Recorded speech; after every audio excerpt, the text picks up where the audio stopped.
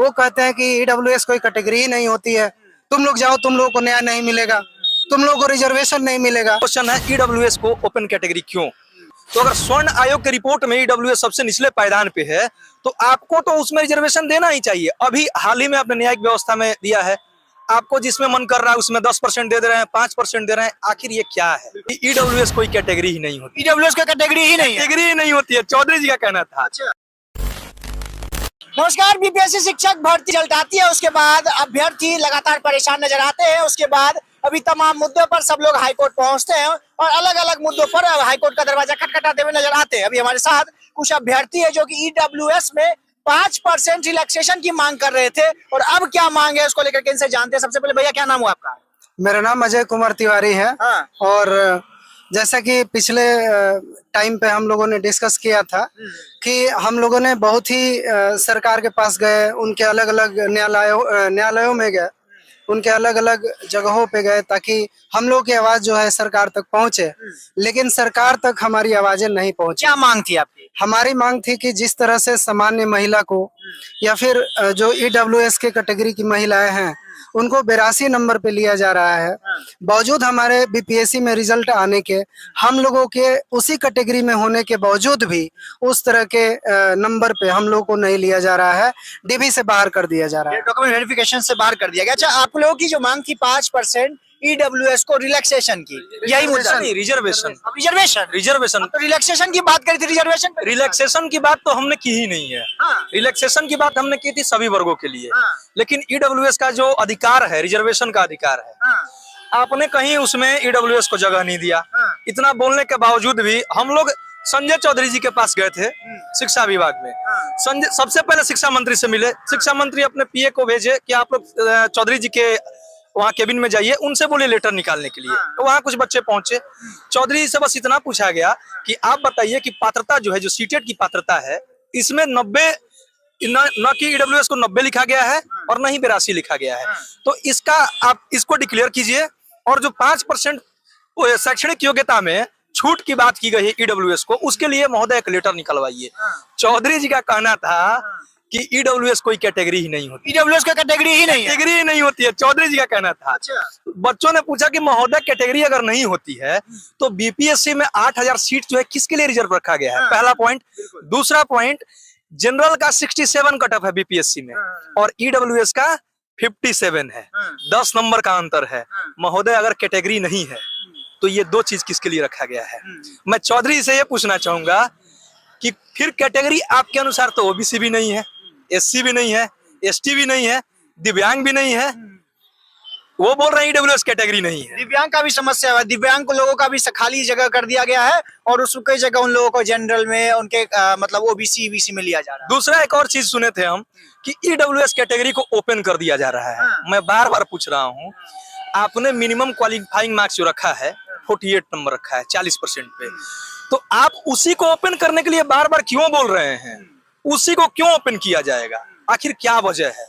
क्या उसमें 48 मार्क्स वाले आने के 48 मार्क्स लड़का नहीं ला रहा है उसमें? अगर ला रहा है तो सबसे पहले 48 तक रखिए, उसके बाद उसको ओपन कीजिए। ओबीसी में आप ऐसा ही कर रहे हैं। दूसरा एक और चीज मैं आपको बताना चाहूंगा कि स्वर्ण आयोग के रिपोर्ट के अनुसार ईडब्ल्यूएस सबसे निचले पायदान पे अभी आ रहा है। तो घर में अगर कोई कुपोषित बच्चा होता है तो घर के गार्जियन का यह दायित्व बनता है कि उसको उचित पोषण देके और समतुल्य किया जाए। तो अगर स्वर्ण आयोग के रिपोर्ट में ईडब्ल्यूएस सबसे निचले पायदान पे है तो आपको तो उसमें रिजर्वेशन देना ही चाहिए। अभी हाल ही में आपने न्यायिक व्यवस्था में दिया है, आपको जिसमें मन कर रहा है उसमें 10% दे रहे हैं, 5% दे रहे हैं। आखिर ये क्या है? अच्छा, एक सवाल आपसे भी करना चाहूंगा। आप लोग जाते हैं मांग करने के लिए शिक्षा मंत्री के पास या जो भी मंत्री जी के पास जाते हैं और वहां पर लाठी डंडा खा जाते हैं, इस पर क्या कहेंगे? हाँ, इस पे हम यही कहना चाहेंगे कि सरकार बिल्कुल अंधी हो गई है। और हम लोग जब मांगने के लिए उनसे जाते हैं कि भैया हमको भी कुछ न्याय दे दीजिए, जब उसी तरह के कैटेगरी के लोगों को आप रिजर्वेशन दे रहे हैं तो हम लोगों को भी रिजर्वेशन दे दीजिए ताकि लाखों जो बेरोजगार हैं उनका घर बस जाए। लेकिन सरकार जो है घर बसाने के बजाय घर को तोड़ने पर लगी हुई है, लाठी डंडों से प्रहार करती है। लोगों के बहुत सारे सर फट गए जब हम लोग उन लोगों के सामने इस चीज को रखे कि भाई हम लोगों को भी रिजर्वेशन दे दिया जाए, लेकिन जस्ट देने के रिजर्वेशन दे ना दे, लाठी जरूर दे देते हैं ना? लाठी जरूर मिल जाता है। अनुच्छेद 19 कहता है बोलने की स्वतंत्रता। तो हम जाके किसी के सामने अपनी बात सलील तरीके से रख सकते हैं। तो हमारे बच्चे जो गए सलील तरीके से अपनी बात रखने के लिए, और वहां से उनको क्या मिला? लाठी मिला। एक बच्चे का सर फट गया, एक बच्चे का हाथ पे चोट लग गया, एक का पैर में चोट लग गया। तो सबसे पहले हम लोगों ने अनुनय विनय की नीति अपनाई। सबके पास जाके हाथ जोड़े, एक एक अधिकारी, एक एक मंत्री के पास। हम लोगों ने सोचा कि उसमें कोई एक ऐसा आदमी मिल जाए जो थोड़ा पढ़ा लिखा हो और जो हमारी बातों को समझे। ऐसा हालांकि मिला नहीं। दूसरा एक चीज, जब वोट आती है तो मंत्री लोग हमको खोजते हैं कि वोट मांगना है। समस्या के लिए कौन आगे आएगा? किसी को तो आगे आना चाहिए ना। अच्छा, आप भी गए थे उस दिन जिस दिन लाठी डंडा की बरसात की गई थी, उस दिन क्या हुआ? उस दिन हम लोग गए थे शिक्षा मंत्री जी से मिलने के लिए, क्योंकि 2 दिन पहले एक जो बच्चा है संतोष कुमार जिसका नाम है, वो बात करके गया था शिक्षा मंत्री जी से कि हम लोग को रिजर्वेशन मिलेगी क्या। तो उन्होंने बोला कि हाँ बिल्कुल मिलेगी, आपकी बात एकदम सही है, 82 नंबर पे आपको मान लिया जाएगा जैसे महिलाओं को माना जा रहा है।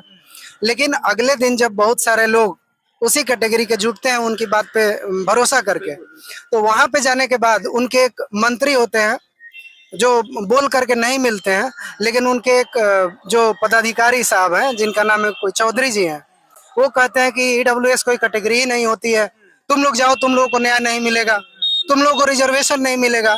हम पूछते हैं कि एससी एसटी ओबीसी कोई कैटेगरी है क्या? अगर ईडब्ल्यूएस कोई कैटेगरी नहीं है तो क्या एससी एसटी कोई कैटेगरी है? अगर कैटेगरी है तभी तो रिजर्वेशन मिल रहा है। इसी तरह से ईडब्ल्यूएस है, उसी तरह से कैटेगरी उसको भी माना जाए और रिजर्वेशन दिया जाए। मेरा शिक्षा विभाग से 5 सवाल है।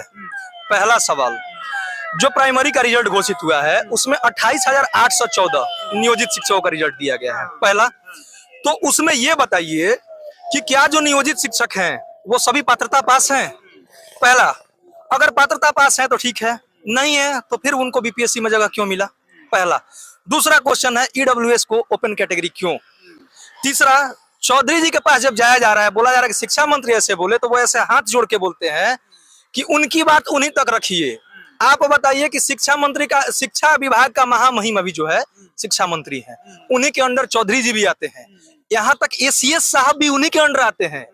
तो फिर शिक्षा मंत्री जी बोलते हैं कि आपका मिल चुका है, आप जाइए, लेटर निकल जाएगा। वहां जाने पे बोला जाता है कि उनका बात उन्हीं तक रखिए, यहाँ उनका बात कोई, तो शिक्षा मंत्री का कोई वैल्यू नहीं। हाँ, उनका बोलना यही है, वो खुल के नहीं बोलते हैं, कोई वैल्यू नहीं है। चौथा चीज, अगर उस दिन बच्चे रुक जाते वहां पे थोड़ा देर और, तो उनका सीधा सीधी मूड वो था कि उनको ऑफिस से पकड़ के सीधे बेउर में डालना है। अच्छा, बोले कि ज्यादा ट्विस्ट मत कीजिए, ट्विस्ट कीजिएगा तो कार्रवाई करना पड़ जाएगा हमको। लड़के बस इतना बोल रहे थे कि यहाँ जो लिखा, पहले देखिए, पहले क्या दिक्कत था, पहले था कि सीटेट का मार्क्स जोड़ के और मेरिट बनाया जाता था, तो उसमें रिजर्वेशन नहीं दिया गया था। लेकिन अब क्या है, शिक्षक एक मात्र पात्रता परीक्षा बन गई है, क्वालिफाइंग क्राइटेरिया बन गया है, हर चीज में 5% का है। आप किसी भी चीज को खोल के देखिए, किसी भी नोटिफिकेशन को खोल के देखिए, यहाँ तक कि ग्रेजुएशन में एडमिशन कराने भी जाते हैं, वो भी पात्रता परीक्षा ली जाती है, उसमें भी 5% की छूट है, हर जगह छूट है। फिर यहाँ क्यों नहीं है? यहाँ क्यों नहीं है? चलिए देखिए, तमाम मुद्दों पर हम इनसे बातचीत करते थे, लेकिन इनका सीधा सीधा मांग इतना है कि 5% रिजर्वेशन ईडब्ल्यूएस कैटेगरी में चाहिए, है ना? बिल्कुल बिल्कुल। और दूसरा चीज, मैं सरकार से एक ही चीज पूछ रहा हूँ, एक ही मेरा क्वेश्चन है। क्वेश्चन क्या है, मैं एक ही चीज बस बोल रहा हूँ कि आप लोग सोचिए कि जिस राज्य के छात्र राज्य के मुखिया के पास गिर गिर के थक के और न्यायालय पहुंच गए हो, उस राज्य में कौन सा तंत्र चलाया जा रहा है? बिल्कुल बिल्कुल, ये सवाल लाजमी है, क्योंकि यहाँ अभ्यर्थी लगातार पिछले 20 दिनों से तकरीबन, जी 20 दिनों से 20 दिनों से हम लोग अलग अलग जगहों पे जा रहे हैं, बीपीएससी कार्यालय जा रहे हैं, उसके बाद सचिवालय जा रहे हैं, तो वहाँ पे लाठी डंडे लग रहे हैं। तो बताइए, मतलब हम पूछना चाह रहे हैं, सरकार से पूछना चाह रहे हैं कि अगर जो हमारा भविष्य का, हिंसात्मक आंदोलन करने चले गए थे क्या जी? नहीं, बिल्कुल अहिंसात्मक ढंग से हम लोगों ने सरकार से अपनी मांग को पहुंचाने का प्रयास किए, लेकिन सरकार जो है हमारी मांग को मानने के लिए तैयार नहीं हुई। तो हम पूछना चाह रहे हैं सरकार से, सीधी सी बात है कि अगर जो भविष्य का जो कहते हैं कि जो स्टूडेंट होते हैं वो फ्यूचर होते हैं, तो आप किस तरह का फ्यूचर का निर्माण कर रहे हैं हम यही पूछना चाहेंगे। बिल्कुल बिल्कुल। चलिए देखिए, तमाम मुद्दों पर इनसे हम लोग बातचीत कर रहे थे। पिछले 20 दिनों से ये अभ्यर्थी, शिक्षक अभ्यर्थी दर बदर भटक रहे हैं। कभी कोई बीपीएससी कार्यालय के बाहर जाके खड़े हो जाते हैं, तो कभी शिक्षा मंत्री के आवास के बाहर जाके खड़े हो जाते हैं, तो कभी सचिवालय में जाकर के बातचीत करने की कोशिश करते हैं। हालांकि मिलता कुछ नहीं है, आश्वासन तक इन लोगों को नहीं दिया जा रहा है, इन लोगों को सिर्फ लाठी डंडा दिया जा रहा है। उसके बाद अब ये हाईकोर्ट का दरवाजा खटखटाने अब सब जगह से हम लोग थक चुके हैं। अब हम लोग कल आपके माध्यम से न्यायालय में मिलेंगे। बिल्कुल, न्यायालय में, कल न्यायालय में मिलेंगे। अब सब जगह से जब आदमी थक जाता है तो बस एक ही जगह भरोसा है, अगर इस देश में और इस राज्य में संविधान नाम का अगर कोई भी चीज है तो हम जीत रहे हैं। हम जीत रहे हैं। चलिए देखते रहिएगा, बाकी बने रहेगा। इस तरह की और भी अपडेट के साथ आता रहूंगा। हालांकि ईडब्ल्यूएस कैटेगरी को 5% रिजर्वेशन मिलना चाहिए या नहीं मिलना चाहिए, इसके बारे में आप क्या सोचते हैं, प्रतिक्रिया कमेंट बॉक्स में जरूर बताइएगा। बाकी मेरा नाम अंकित भारद्वाज और आप पब्लिक प्रोल पॉइंट्स देख रहे थे। बहुत बहुत धन्यवाद।